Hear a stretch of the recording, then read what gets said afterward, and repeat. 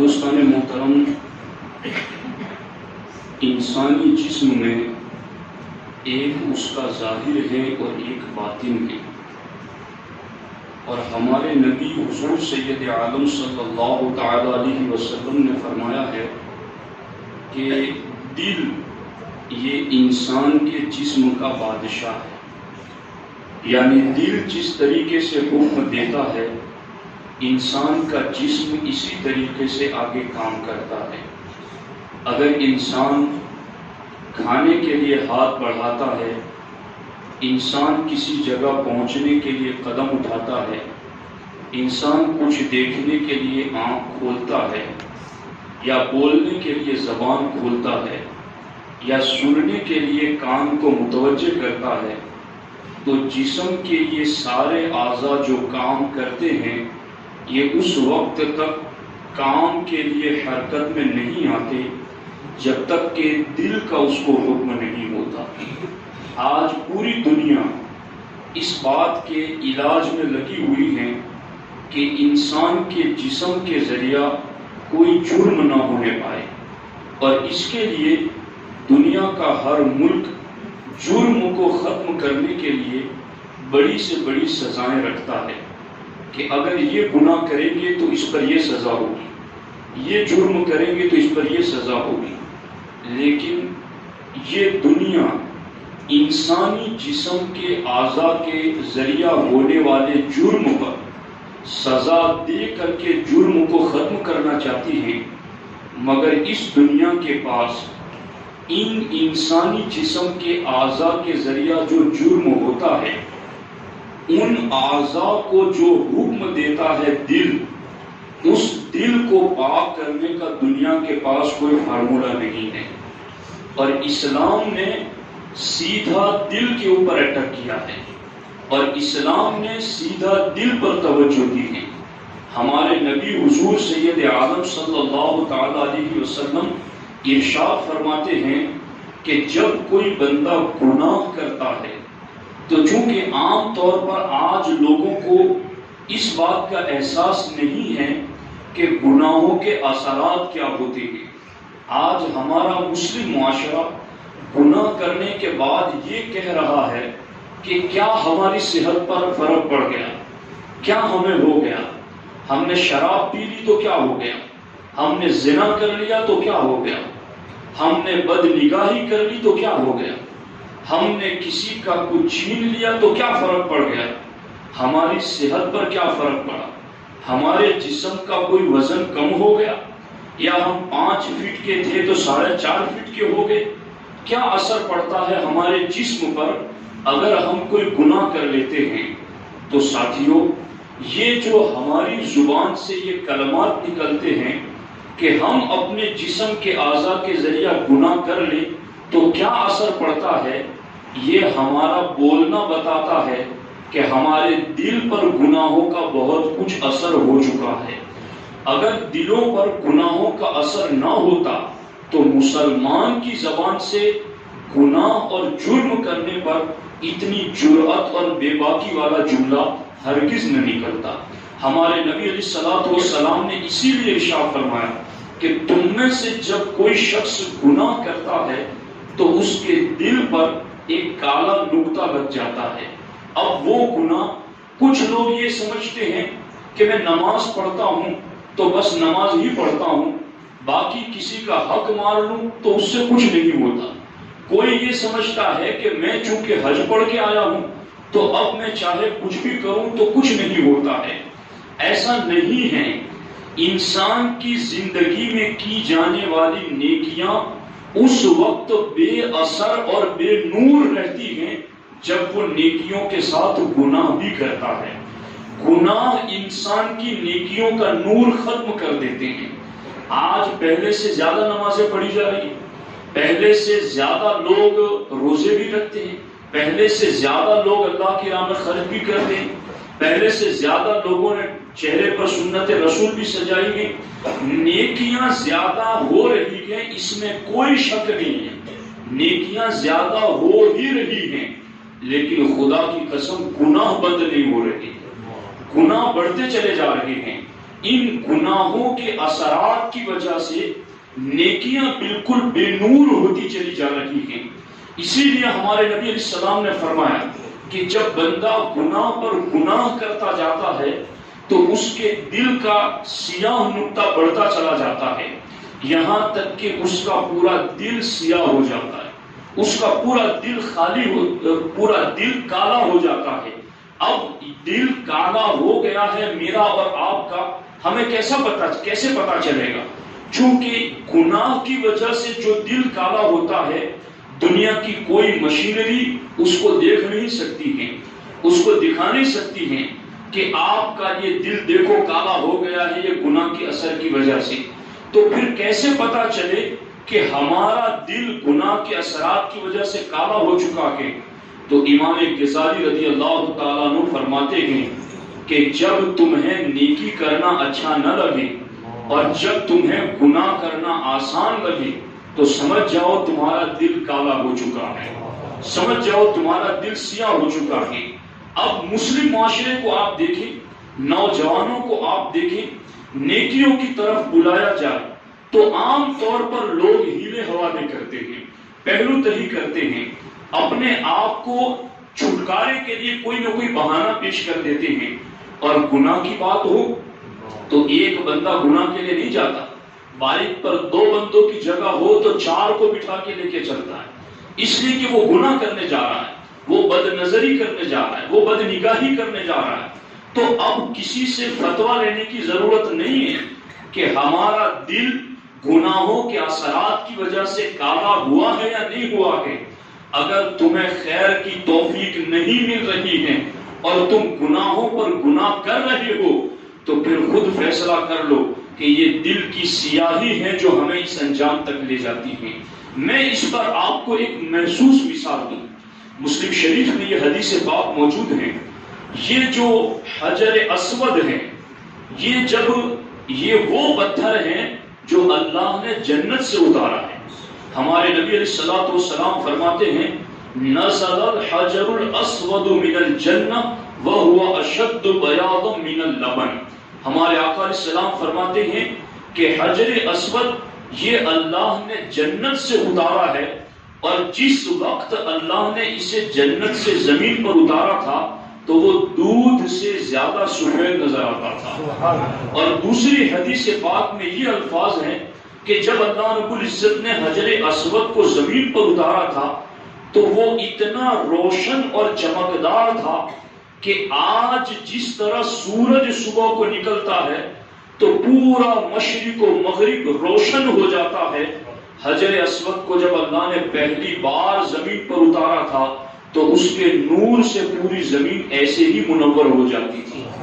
اس قدر زیادہ نور تھا، اس قدر زیادہ اس میں چمک اور روشنی تھی، لیکن آج اس حجر کو اسود کہتے ہیں، کالا کہتے ہیں۔ تو یہ اتنا جو روشن اور چمکدار تھا، آخر اس میں یہ سیاہی آئی کہاں سے؟ یہ کالا کیسے ہو گیا ہے؟ تو چونکہ ہمارے نبی علیہ السلام فرماتے ہیں فَسَوَّدَتْهُ خَطَايَا بَنِي آدم، کہ یہ حجر اسود انسانوں کے گناہ کی وجہ سے کالا ہو گیا۔ چونکہ حکم ہے کہ جب تم طواف کی شروعات کرو تو حجر اسود کو چوم کر طواف کی شروعات کرو، اگر یہ نہ کر سکو تو چھڑی کے ذریعہ چھڑی لگاؤ اور چھڑی چوم کر شروع کرو طواف، یہ بھی نہ کر سکو تو دور سے اپنے ہاتھ اس کی طرف کرو اور پھر اپنے ہاتھوں کو چوم کر کے ہی طواف کا آغاز کرو۔ ہمارے نبی فرماتے ہیں جو یوں کرے گا حجر اسود کتنے ہی دور ہو اس کے گناہوں کو چوس لیتا ہے، اس کے گناہوں کو اپنے اندر جذب کر لیتا ہے۔ اور یہ حدیث ہر مکتبہ فکر کا مانتا ہے، سنی تو مانتا ہی ہے، باقی لوگ بھی مانتے ہیں۔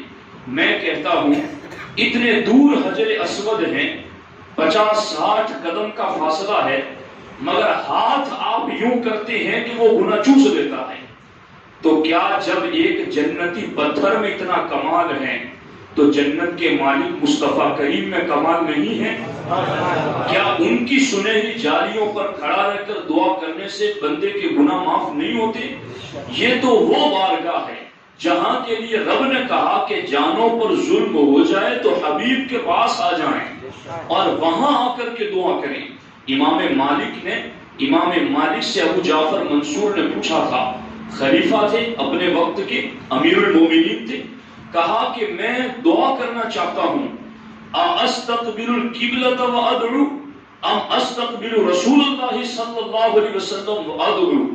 اے امام مالک مجھے بتائیں آپ، میں قبلے کی طرف منہ کر کے دعا کروں یا حضور کے مزار کی طرف رخ کر کے دعا کروں؟ تو حضرت امام مالک نے کہا، ان سے اپنا چہرہ کیوں پھیرتا ہے جن کے وسیلے سے تیرے باپ حضرت آدم کی بھی توبہ قبول ہوئی ہے۔ اب کبھی کبھی کچھ لوگ یہ بھی کہتے ہیں کہ دعا کے لیے تو قبلے کی طرف رخ کرنا چاہیے، تو یہ جو وہی جو سرکار کی جالیاں ہیں اسی کے قریب میں ممبر لگا ہوا ہے، اور اسی ممبر پر جمعہ کے دن خطبے کے لیے جب امام کھڑا ہوتا ہے تو کیا خطبے میں دعا نہیں ہوتی ہے؟ کیا جب خطبے میں جب امام دعا کرتا ہے تو اس کی پیٹھ قبلے کی طرف نہیں ہوتی ہے؟ تو کیا اس وقت دعا قبول نہیں ہوتی؟ اگر اس وقت ہوتی ہے تو پھر مزار رسول پر سرکار کے رخ و دعا کے سامنے بھی قبول ہوتی ہے۔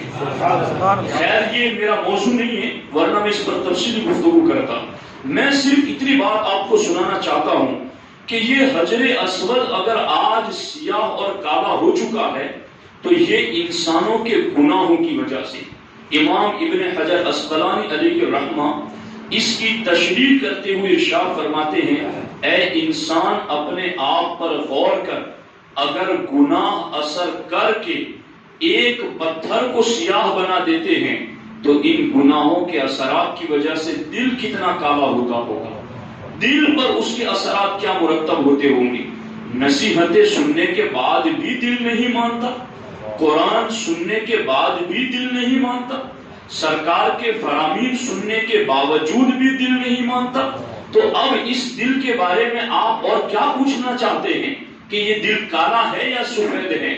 یہ خیر سے دور ہو رہا ہے، یہ نیکیوں سے دور ہو رہا ہے، یہ گناہ کی طرف جا رہا ہے، یہ خود اس بات کی علامت ہے کہ انسان کا دل سیاہ ہو چکا ہے۔ اور اس کی ایک دوسری علامت سیدنا امام غزالی رضی اللہ تعالیٰ عنہ نے یوں ذکر فرمائی۔ امام غزالی فرماتے ہیں گناہ، امام غزالی نے کیا فرمایا؟ ایک ہے بصارت سے دیکھنا اور ایک ہے بصیرت سے دیکھنا۔ بصارت کہتے ہیں آنکھ سے دیکھنے کو، اور بصیرت کہتے ہیں نور ایمان سے دیکھنے کو، دل کی آنکھ سے دیکھنے کو، فراست مومنہ سے دیکھنے کو۔ امام غزالی فرماتے ہیں اگر تم بصیرت کی آنکھ سے دیکھو گے تو تمہیں گنہگار انسان کا دل پھاڑ کھانے والے بھیڑیوں کے درمیان گھرا ہوا نظر آئے گا۔ کہ ایک انسان کو اگر چاروں طرف سے جنگل کے درندے پھاڑ کھانے والے جانور گھیر لیتے ہیں تو اس کے دل کی جو حالت ہوتی ہے، امام غزالی فرماتے اگر تم باطینی آنکھ سے دیکھو تو گناہ کرنے والے کے دل کو گناہ یوں ہی پھاڑ کھانے والے جانوروں کی طرح گھیرے ہوئے رہتے ہیں۔ اور امام غزالی فرماتے ہیں اگر آج تمہیں نظر نہیں آتا تو قبر میں تمہیں ضرور نظر آ جائے گا کہ یہ گناہ پھاڑ کھانے والے جانوروں کی طرح کس طرح تمہارے دل کو گھیرے ہوئے ہیں۔ تو ساتھیوں، اب یہ جو ساری بلائیں آج پوری دنیا میں ٹوٹ پڑی ہیں، یہ کوئی یوں ہی تو نہیں آئی ہیں۔ اللہ نے قرآن میں کہا ہے وَمَا أَصَابَكُم مِّن مُّصِيبَةٍ فَبِمَا كَسَبَتْ أَيْدِيكُمْ، کہ تمہیں جو کچھ بھی مصیبتیں پہنچتی ہیں یہ تمہارے ہاتھوں کے کرتوت کے نتیجے ہیں، یہ تمہارے ہاتھوں کی کمائی ہیں۔ اب کون سا گناہ ہے جو لوگ نہیں کر رہے ہیں؟ اگر کوئی ظاہر میں اپنے آپ کو شریف بتاتا ہے تو وہ بند دیواروں میں گناہ کر رہا ہے، وہ چھپ چھپا کر کے گناہ کر رہا ہے، وہ یوں سمجھ رہا ہے کہ مجھے کوئی دیکھ نہیں رہا ہے۔ اللہ رب العزت ظاہر کو بھی دیکھتا ہے، باطن کو بھی دیکھتا ہے، کھلے کو بھی دیکھتا ہے، تمہارے چھپے ہوئی حالت کو بھی دیکھتا ہے۔ یعلم السر والعلانیہ، وہ چھپے ظاہر ہر ایک کو جانتا ہے۔ اگر مسجد میں ہم گناہ نہیں کرتے کیونکہ رب دیکھ رہا ہے تو گھر کی چہار دیواری میں بھی ہمیں رب دیکھ رہا ہے۔ اگر مسجد میں ہم کسی کے ساتھ دھوکہ نہیں دیتے تو دکان کی چہار دیواری میں بھی رب ہمیں دیکھتا ہے، وہاں بھی ہمیں دھوکہ نہیں دینا چاہیے۔ آج یہ جو کچھ بھی شامت ہیں جو امت کے اوپر ٹوٹ پڑی ہیں، یہ گناہوں کے اثرات ہیں۔ میں اس پر آپ کو ایک حکایت سناؤں اور ایک دلچسپ جس کے ذریعہ آپ کو پتہ چلے گا کہ واقعی میں گناہ کے اثرات کیا ہوتے ہیں۔ امام جلال الدین رومی رضی اللہ تعالیٰ عنہ نے اپنی مثنوی شریف میں اس حکایت کو ذکر فرمایا ہے۔ آپ فرماتے ہیں کہ ایک آدمی خواب میں یوں دیکھ رہا ہے کہ وہ ایک ہرے بھرے جنگل میں ہے جہاں چاروں طرف رنگ برنگ کے پھول کھلے ہوئے ہیں اور ان پھولوں کی خوشبوؤں سے اس کا دل دماغ معطر ہو رہا ہے اور وہ بالکل نظارے کو دیکھنے میں مشغول ہیں۔ اچانک اس نے یہ دیکھا کہ گھات لگائے ہوئے ایک شیر بیٹھا ہوا ہے۔ جیسے کہ اس نے شیر کو دیکھا تو اب اس نے بھاگنا شروع کر دیا۔ وہ بھاگ کر کے چند قدم کے فاصلے پر گیا تو اس نے دیکھا کہ ایک بہت بڑا درخت ہے۔ وہ درخت کے اوپر چڑھ گیا اور درخت پر چڑھ کر کے اس نے سکون کا سانس لیا کہ میں اس جنگلی درندے سے اپنی جان بچا گیا۔ ابھی وہ درخت کے اوپر چڑھا اور پھر جب وہ ایک شاخ پر اس کی ایک ٹہنی اور ڈالی پر پہنچا تو اس نے دیکھا کہ یہ ڈالی اندر نیچے کنواں ہے، گڑھا ہے۔ اس گڑھے کی طرف وہ ڈالی لٹک رہی ہے۔ وہ اس ڈالی کے ساتھ لٹکنے لگا اور پھر اس نے جب اس گڑھے کے اندر نظر ڈالی تو یہ دیکھ کر کے وہ حیران رہ گیا کہ اس گڑھے اور کنویں میں ایک بہت بڑا اژدہا منہ کھولے ہوئے گویا کسی کا انتظار کر رہا ہے کہ ابھی کوئی آئے اور میں اس کو اپنا لقمہ بنا دوں۔ وہ ڈر گیا یہ دیکھ کر کہ پیچھے تو شیر ہیں اور نیچے اژدہا ہے، اب میں جاؤں تو کدھر جاؤں اور بچوں تو کیسے بچوں۔ اتنے میں اس نے یہ بھی دیکھا کہ دو چوہے آئے، ایک سفید رنگ کا اور ایک کالے رنگ کا، اور وہ دونوں اس ٹہنی کو کاٹنے لگے جس ٹہنی پر وہ بیٹھا ہوا تھا۔ اب تو اس کی جان جسم سے اب جان نکلے تب جان نکلی، چونکہ نیچے اژدہا ہے گڑھے میں، ادھر شیر ہیں اور ادھر سفید اور سیاہ دو چوہے مل کر جس ٹہنی پر وہ لٹکا ہے وہ ٹہنی کاٹ رہے ہیں۔ اچانک اس کو اسی ٹہنی کے اوپر اور اسی ٹہنی کے قریب ایک شہد کا چھتا نظر آیا اور اس نے اس شہد کے چھتے میں انگلی لگا کر کے شہد کو چاٹنا شروع کر دیا۔ شہد کی مٹھاس جیسے ہی اس کے حلق تک پہنچی، وہ شہد کی مٹھاس میں اتنا مگن ہو گیا کہ نیچے کھڑے ہوئے شیر کو بھی بھول گیا اور اس کنویں میں منہ کھولے ہوئے اژدہے کو بھی بھول گیا، اور وہ دو چوہے سفید اور سیاہ جو اس شاخ کو کاٹ رہے تھے وہ اسے بھی بھول گیا۔ وہ اس کے شہد کی مٹھاس میں بھی اتنا مشغول ہو گیا کہ اب وہ بالکل بے فکر ہو کر کے شہد کو چاٹنے میں لگا کے۔ امام رومی فرماتے ہیں اچانک اس ٹہنی کے ٹوٹنے کی آواز آئی۔ وہ چوہے کاٹ کاٹ کر کے اس ڈالی کو پورا کرنے کے قریب تھے، جیسے ہی اس ڈالی کے ٹوٹنے کی آواز آئی اب اس کی ساری مٹھاس کڑواہٹ میں بدل گئی، سارا شہد کا ذائقہ اس کا ختم ہونے لگا۔ لیکن اب کریں تو کیا کریں؟ اچانک وہ ڈال ٹوٹی اور وہ دھڑام سے زمین پر گرا۔ زمین پر کیا گرا؟ شیر نے اس پر حملہ کیا، اور شیر کا حملہ کرتے ہی وہ لڑک کر کے اس کنویں میں گر گیا اور اژدہا منہ کھولے ہوئے ہی تھا، اس اژدہے کے منہ میں چلا گیا۔ یہ دہشت ناک اس نے خواب دیکھا، اس کی آنکھ کھل گئی۔ وہ صبح کسی اہل دل سے ملاقات کے لیے گیا، کہا حضور مجھے یہ خواب آیا ہے، آپ اس خواب کی تعبیر بتائیں کہ اس خواب میں مجھے کیا بتایا گیا ہے۔ دیکھو اللہ رب العزت جب کسی کو راہ حق پر لگانا چاہتا ہے تو اللہ کوئی نہ کوئی اس کے لیے ذریعہ پیدا فرما دیتا ہے۔ اگر یہ حکایت اگر آج آپ کو سنائی جا رہی ہے تو آپ صرف کانوں کی لذت لے کر نہ اٹھ جائیں کہ کسی کا یہ واقعہ ہوا تھا۔ یہ سمجھو کہ یہ حکایت آج رمضان کی شب میں تمہیں سننے کا موقع ملا تو اللہ نے تمہارے لیے بھی ہدایت کا رستہ کھولا ہے، اللہ نے تمہیں بھی ہدایت کے لیے بلایا ہے۔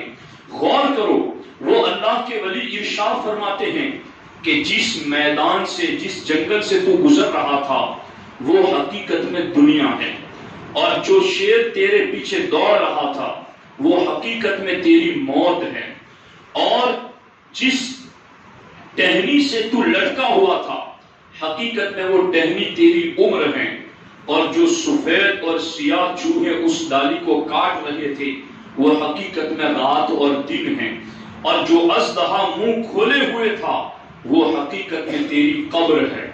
یہ سارے مناظر تجھے اللہ نے اس لیے دکھائے ہیں کہ اس سے پہلے کہ تو قبر کے منہ میں چلا جائے اللہ نے تجھے پہلے ہی بیدار کر دیا ہے کہ تو اپنے آپ کو بیدار کر لے، ورنہ شیر کی طرح موت ہر وقت تیرے پیچھے لگی ہوئی گئی، اور اژدہے کی طرح قبر ہر وقت تیرے لیے منہ کھولے ہوئے گئے، اور وہ سیاہ سفید چوہوں کی طرح رات دن گزر رہے گئے اور تیری زندگی کی رسی اور ٹہنی کو کاٹ رہے گئے۔ مگر عجب انسان ہے کہ شہد کا چھٹا چاٹنے میں اتنا مشغول ہو گیا۔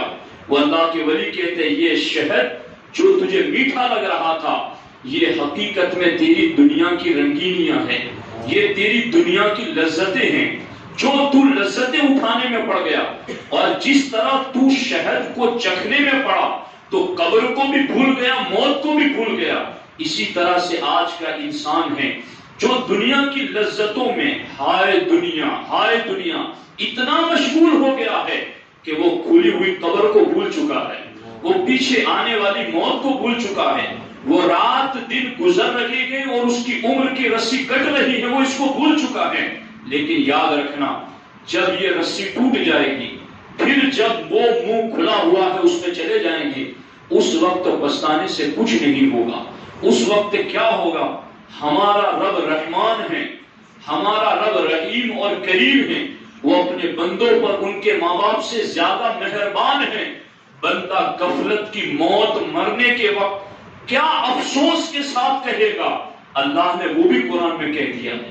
بندہ اس وقت کیا کہے گا؟ رب ارجعونی لعلی اعمل صالحا فیما ترکت۔ اے اللہ، جب موت آئے گی دیکھے گا فرشتوں کو، اور جب اس کی ہچکی بندھنے لگے گی، جب اس پر سکرات اور نزع کے لمحات طاری ہوں گے، جب کوئی ہاتھ پکڑ رہا ہوگا، کوئی پاؤں پکڑ رہا ہوگا، کوئی آنکھیں بند کر رہا ہوگا، تو کوئی چیختا اور رو رہا ہوگا، اس وقت یہ کلمے قرآن کے اسے یاد آئیں گے جو میں تمہیں آج یاد دلا رہا ہوں۔ اللہ نے قرآن میں کہا ہے، اس وقت بندہ کہے گا رب ارجعونی، اے رب ایک مرتبہ مجھے مہلت دے دی، ایک مرتبہ مجھے واپس پلٹا دے۔ کیا کرے گی ایک مرتبہ؟ تمہیں تو لمبی عمر دی تھی، 50 60 70 80 سال کی تجھے عمر دی تھی، تو تو کیا کرے گا اب تھوڑی مہلت لے کر کے؟ بندہ کہے گا لعلی اعمل صالحا، اے اللہ ایک مرتبہ مجھے واپس پلٹا دے تاکہ میں نیکیاں کر لوں، تاکہ میں نیک کام کر لوں، تاکہ میں بھلائی کے کام کر لوں۔ اللہ اکبر۔ اس وقت رب کیا فرمائے گا؟ کلا، ہرگز نہیں، لا یموتون فیہا الموت الا الموتۃ الاولی، دنیا میں ایک ہی مرتبہ مرنا ہے، اب دوسری مرتبہ تمہیں چانس نہیں ملے گا۔ لا یستأخرون ساعۃ ولا یستقدمون، ایک لمحے کے لیے بھی موت آگے پیچھے نہ ہو سکے گی۔ اور آج تو کورونا میں دیکھو تو صحیح، روزانہ سینکڑوں موتیں ہو رہی، اور آج لوگوں کا حال بھی دیکھو کہ میت کے قریب بھی جانے کا کسی کا دل نہیں کرتا۔ وہ جو آج قریب نہیں آ رہا ہے اسے قیامت کا میدان سمجھنے میں اور کیا چیز چاہیے؟ جو آج بھاگ رہا ہے تم سے وہ قیامت میں کتنا بھاگے گا؟ رب نے تو قرآن میں کہا، آج ہی میں نے تراویح میں سنایا، یوم یفر المرء من اخیہ وامہ وابیہ وصاحبتہ وبنیہ لکل امرئ منہم یومئذ شأن یغنیہ۔ اللہ نے قرآن مجید میں فرمایا کہ آدمی اپنی بیوی سے بھاگے گا، ماں بیٹی سے جدا ہو جائے گا، ہر کوئی اپنا پیچھا ایک دوسرے سے چھڑاتا ہوگا۔ قیامت میں تو جو ہوگا سو ہوگا، اللہ نے یہ تمہیں دنیا میں بھی دکھا دیا۔ کہ دیکھو دنیا کے اندر اور عبرت حاصل کرو اس چیز سے. تو اب دیکھو یہ بندہ موت کے وقت کہے گا اے اللہ ایک مرتبہ مجھے واپس پلٹا دے، میں نیکیاں کروں گا، مگر اس وقت مہلت نہ ملے. آج مہلت ہے، اس کو غنیمت سمجھو. میں نے شاید اس سے پہلے بھی یہ بات آپ کو کہی ہو. ربی بن خیثم رضی اللہ تعالیٰ عنہ بہت بڑے اللہ کے ولی گزرے ہیں، اور اللہ کے ولیوں کی شان بھی یہ ہوتی ہے. یہ بھی ہمارے سنیوں کو ابھی تک ولیوں کی یہ شان کا پتہ ہی نہیں لگا. انہیں باقی بہت سارے کام ولیوں کے حوالے سے آتے ہیں، مگر ولیوں کی یہ فکر یا تو انہیں کسی نے بتائی نہیں یا یہ خود سمجھنا نہیں چاہتے ہیں.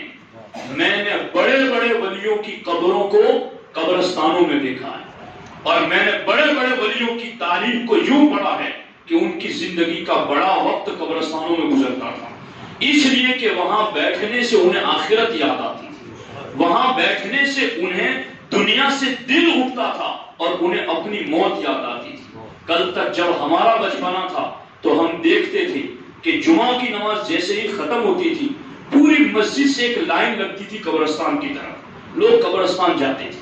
عید کے دن کیسے ہوتا ہے، میں نے ہمارے گاؤں دہگام میں بچپن میں یہ دیکھا. ابھی تو میں نے سالوں سے وہاں جمعہ نہیں پڑھا، مجھے نہیں پتا کہ کیا حال ہے، مگر جب ہم بچپن میں چھوٹے تھے تب ہم نے دیکھا تھا کہ پوری لائن لگتی، لوگ قبرستان جاتے اور آتے فاتحہ پڑھنے کے لیے.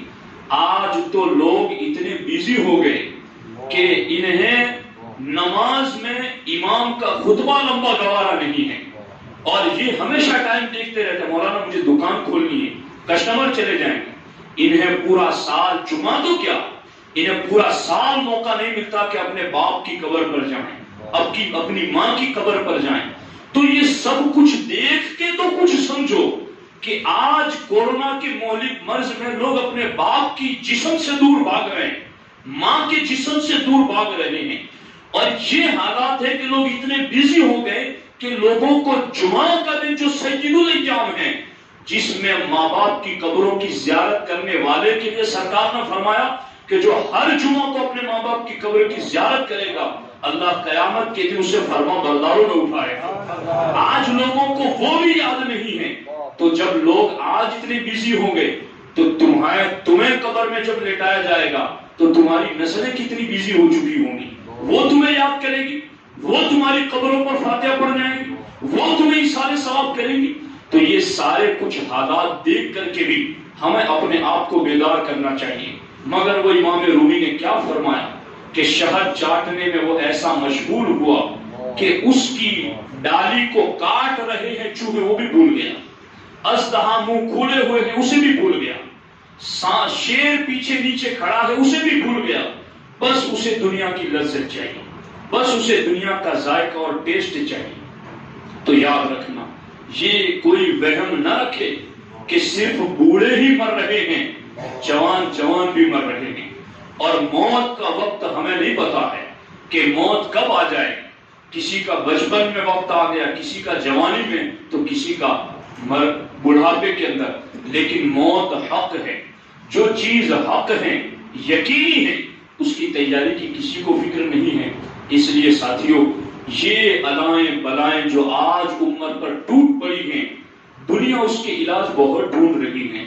مسلمانوں تمہارے پاس علاج یہ ہے کہ تم توبہ کے پانی سے دل کی گندگی کو صاف کر دو، اللہ تمہیں بیماریوں سے محفوظ کرے. توبہ کرو، کیڑ کیڑاؤ اللہ کی بارگاہ، اپنے گناہوں کی معافی طلب کرو اور کبھی بھی گناہ کی طرف واپس پلٹ کر کے نہ جاؤ. ایسی تمہاری طبیعت بن جائے کہ تمہیں گناہ سے نفرت محسوس ہونے لگی. بغیر کسی ضرورت کے بازار میں جانے کا تمہارا دل کیوں کرتا ہے؟ تم اس لیے چاہتے ہو کہ وہاں بدنگاہی کرو گے، چلو کوئی کام نہیں تو وہاں بیٹھے بیٹھے لوگوں کو تاڑیں گے. تو یہ تمہیں پتا ہے کہ یہ کتنا بڑا جرم ہے. ہمارے نبی علیہ السلام والسلام فرماتے جو بدنگاہی کرتا ہے جہنم میں آگ کی سلائیاں ان کی آنکھوں میں پھیر دی جائیں گی. جو اپنے کانوں سے میوزک اور گانے سنتے ہیں جہنم کا پگھلا ہوا شیشہ ان کے کانوں میں انڈیل دیا جائے. جو زبانوں سے ناحق بات بولتے ہیں جہنم کی آگ کی کیچی سے ان کی زبانیں کاٹی جائیں گی. تو آپ محسوس کریں کہ یہ گناہوں کے اثرات دنیا میں تو دنیا میں آخرت میں کتنے سخت ہوگی. ایک اللہ کے ولی نے بڑی پیاری بات کہی کہ اسلامی حکومت ہو تو 10 درہم کی چوری پر ہاتھ کاٹنے کا حکم ہے فقہ حنفی میں، اور فقہ شافعی میں تو 5 درہم کی چوری پر ہاتھ کاٹنے کے حکم ہے کہ 5 درہم کی چوری کر دی اس کا ہاتھ کاٹ دو، 10 درہم کی چوری کی اس کے ہاتھ کاٹ دو۔ فرماتے ہیں دنیا کا کوئی بھی گناہ جو تم کرتے ہو وہ 10 درہم تو اس سے ہلکے ہی ہوتے ہیں، جب 10 درہم پر عضو کاٹنے کا حکم ہے تو اس سے بڑا جو تم گناہ کرتے ہو اس پر اللہ جہنم میں تمہارے ایک ایک عضو کو کاٹنے کا حکم دے گا۔ تو یہ کیسے برداشت کیا جا سکے؟ اس لیے ساتھیوں اب پلٹو اس چیز کی طرف، میں اس پر ایک بات کر کے اپنی گفتگو کو اختتام کی طرف لاتا ہوں، اس کو غور سے سنیے۔ سیدنا ابراہیم بن ادہم رضی اللہ تعالیٰ عنہ جس طرح سے ہمارے سلسلہ اشرفیہ کے بانی سرکار مخدوم اشرف سمنانی علیہ رحمہ تارک السلطنت، انہوں نے سلطنت کو چھوڑ دیا اللہ کی راہ کے لیے، اسی طرح سے سیدنا ابراہیم بن ادہم رضی اللہ تعالیٰ عنہ یہ بھی اللہ کے ولی، انہوں نے بھی سلطنت کو ترک کر دیا اللہ کی رضا کے لیے، اور پھر انہوں نے زاہدانہ زندگی گزاری دنیا سے کنارہ کش ہو کر۔ سیدنا ابراہیم بن ادہم کے پاس ایک بندہ آیا اور اس نے کہا کہ حضور مجھے کچھ نصیحت کیجیے۔ تو آپ نے کہا کہ میں تجھے کیا نصیحت کروں، تو چلا جا، میں کسی نصیحت کے لائق نہیں ہوں کہ میں تجھے کوئی نصیحت کروں۔ اس نے بہت زیادہ ضد کی کہ نہیں حضرت مجھے کچھ نصیحت کریں۔ تو آپ نے کہا کہ جب تیرا گناہ کرنے کا ارادہ ہو کہ اب مجھے گناہ ہی کرنا ہے، اس کے بغیر میں رہ نہیں سکتا، تو ابراہیم بن ادہم کہتے ہیں کہ تو گناہ کرنے کا جب پکا ارادہ کر لے تو پھر اللہ کا رزق کھانا چھوڑ دینا، کسی اور کا رزق کھانا، اللہ کا دیا ہوا کھا کر اللہ کی نافرمانی، یہ کیسے کرتا ہے؟ اگر گناہ کرنے کا پکا ارادہ ہو جائے تو اللہ کا رزق بند کر دے، کسی اور کا رزق کھا۔ اس نے کہا حضور یہ کیسے ممکن ہے؟ رزاق تو اللہ ہی ہے، روزی دینے والا تو اللہ ہی ہے، بھلا اس کے علاوہ اور کون ہے روزی دینے والا جس کی روزی میں کھا کے گناہ کروں؟ کہا جب رزاق اللہ ہی ہے تو جس کا کھایا جاتا ہے اس کی نافرمانی نہیں کی جاتی۔ اس نے کہا کہ حضرت مجھے کوئی اور نصیحت کریں۔ آپ نے کہا کہ جب تیرا گناہ کرنے کا پکا ارادہ ہو جائے تو اتنا چھپ جا کہ تجھے رب دیکھ نہ سکے۔ اس نے کہا حضور یہ کیسے ممکن ہے؟ اللہ تو ہر چھپے سے چھپے کو جانتا ہے، وہ تو ظاہر و باطن کو یکساں جانتا ہے، تو میں اس سے چھپ کیسے سکتا ہوں؟ کہا جو اپنے مالک سے چھپ نہ سکے وہ گناہ کیسے کر سکے؟ جب رب دیکھ رہا ہے تمہیں یقین ہے تو تم گناہ کیسے کرتے ہو؟ اس نے کہا کہ حضور کوئی اور نصیحت کریں۔ کہا ایک نصیحت یہ ہے کہ جب قبر میں تو جائے اور فرشتے تجھے سوال جواب کرنے کے لیے آئے تو تو کہہ دینا کہ میں تمہارے سوال کے جواب نہیں دیتا۔ تو اس نے کہا کہ حضور اگر میں نے کہہ بھی دیا کہ میں جواب نہیں دیتا تو میرے کہنے سے جان تھوڑی چھوٹ جائے گی، وہ مجھے ہی دینا پڑے گا جواب، میرے یہ کہنے سے بس نہ چل سکے گا کہ میں جواب نہیں دیتا، چونکہ مجھے ہی جواب دینے، میرے علاوہ کوئی اور نہ دے گا۔ کہا تجھے یقین ہے کہ جواب تجھی کو دینے؟ کہا مجھے یقین ہے کہ جواب مجھی کو دینے ہیں۔ کہا پھر آج ہی سے اس کی تیاری کر لے۔ آپ نے پھر کہا کہ قیامت کے دن جب تیری بدعمالیوں کی وجہ سے رب حکم دے فرشتوں کو کہ اسے جہنم میں ڈال دو تو تو فرشتوں سے کہنا کہ میں تو نہیں جاتا جانی۔ اس نے کہا حضور اگر میں نے کہہ بھی دیا کہ میں نہیں جاتا تو وہ تو مجھے ٹانگ سے کھینچ کر جہنم میں ڈال دیں گی، میرے نہ کہنے سے وہ نہیں چھوڑ دیں گی۔ کہا تجھے پتا ہے کہ تیرا بس نہیں چل سکے گا؟ کہا ہاں مجھے پتا ہے، یقین ہے کہ میرے کہنے سے عذاب کے فرشتے ٹل نہ سکیں گے۔ کہا جب تجھے یقین ہے تو آج ہی سے اس کی تیاری شروع کر دے۔ اس لیے ساتھیوں اب ان چیزوں کو صرف ٹائم پاس کے لیے سننا بند کرو، ان چیزوں کو صرف کانوں کی لذت کے لیے سننا بند کرو، اب میدان عمل میں اترو اور اپنے آپ کو پریکٹیکل بنانے کی کوشش کرو۔ انشاءاللہ الرحمن اگر ہمارا وجود گناہ سے بچے گا تو دیکھو ایک تفصیلی ٹاپک ہے لیکن میں اس کو چھیڑتا نہیں ابھی، لیکن صرف اشارہ آپ کو بتا دیتا ہوں۔ جو ظاہر ہے اور دوسرا باطن ہے، ظاہر کا اثر باطن پر پڑتا ہے اور باطن کا اثر ظاہر پر پڑتا ہے، دونوں کا ایک دوسرے پر اثر پڑتا ہے۔ کیسے؟ اللہ ہمارے آقا علیہ السلام نے فرمایا کہ جس نے بد نگاہی کو چھوڑ دیا، بد نگاہی کو جس نے چھوڑ دیا، اللہ اس کو ایسا ایمان عطا کرے گا جس ایمان کی مٹھاس وہ اپنے دل میں محسوس کرے گا۔ اب بد نگاہی تو آنکھوں سے چھوڑی اس نے، مگر اثر دل پر پڑا کہ نہیں پڑا؟ اسی طرح سے اگر دل پر گناہ کا اثر پڑ گیا، دل سیاہ ہو گیا، تو اب وہ دل انسان کے ظاہر کو گناہ کا آرڈر کرے گا، انسان کے ظاہر کو گناہ کی طرف لے جائے۔ اور دل اگر نیکیوں سے پاک ہو گیا، یعنی آپ ہاتھ سے، زبان سے، آنکھ سے، کان سے، پاؤں سے نیکیاں ہی کرتے رہتے، تو پھر یہ سارے جسم کے ذریعہ نیکیاں جب ہوتی رہتی ہیں تو اس کی شعاعیں اور اس کا نور دل پر پڑتا ہے اور وہ دل پھر اجلا ہونے لگتا ہے۔ اب یہ کوئی کیمیکل نہیں ہے کہ یہ جو دلوں کو گناہ والی گندگی سے صاف کرے گا۔ لِكُلِّ شَيْءٍ لَهُ سَقَالَةٌ وَسَقَالَةُ الْقَلْبِ بِذِكْرِ اللَّهِ۔ سرکار فرماتے ہیں ہر چیز کی صفائی کسی چیز سے ہوتی ہے، دل کی صفائی اللہ کے ذکر سے ہوتی ہے۔ تو یہ جب جسم کے اعضاء اللہ کے ذکر میں لگے رہیں گے تو پھر یہ صفائی اندر ہونا شروع ہو جائے گی، اور جب اندر صفائی ہو جائے گی تو پھر اندر جب دل ہی پاک ہے، ستھرا ہے، نور والا ہے، تو اب یہ دل آنکھوں کو بدنگاہی کا آرڈر نہیں کرے گا، اب یہ دل زبان کو ناحق بولنے کا آرڈر نہیں کرے گا، اب یہ دل ہاتھ اور پاؤں کو گناہ کی طرف لے جانے کی بات نہیں کہے گا، بلکہ جب دل پاک ہوگا تو آنکھیں کھلے گی تو قرآن کے پاروں کو دیکھے گی، آنکھیں کھلے گی تو والدین کے چہروں کو دیکھے گی۔ یہ دل پاک ہوگا تو قدم اٹھیں گے تو مسجد کی طرف چلیں گے، نیکی کی دعوت کی طرف چلیں گے، زبان کھلے گی تو حق کے لیے کھلے گی، کان سنیں گے تو نغمات قرآن سنیں گے۔ اس لیے ظاہر کا اثر باطن پر ہوتا ہے اور باطن کا اثر ظاہر پر ہوتا ہے، لیکن اب ظاہر سے گناہ ہی گناہ ہوتے ہو، ہاتھ بھی ظلم کرے، ہاتھ زنا کی طرف بڑھے، ہونٹ زنا کی طرف بڑھے، پاؤں زنا کی طرف بڑھے، کان میوزک سنے، آنکھیں بدنگاہی کریں، تو اثر دل پر کیا ہوگا؟ پورا دل کالا۔ اور جب دل کالا ہوگا تو دل آنکھوں کو کس چیز کا آرڈر کرے گا؟ دل ہاتھوں کو کس چیز کا آرڈر کرے گا؟ دل پاؤں کو کس چیز کا آرڈر کرے گا؟ تو ادھر سے بھی سیاہی اور کالا بن جائے گا اور ادھر سے بھی کالے پن کا ظہور ہوگا۔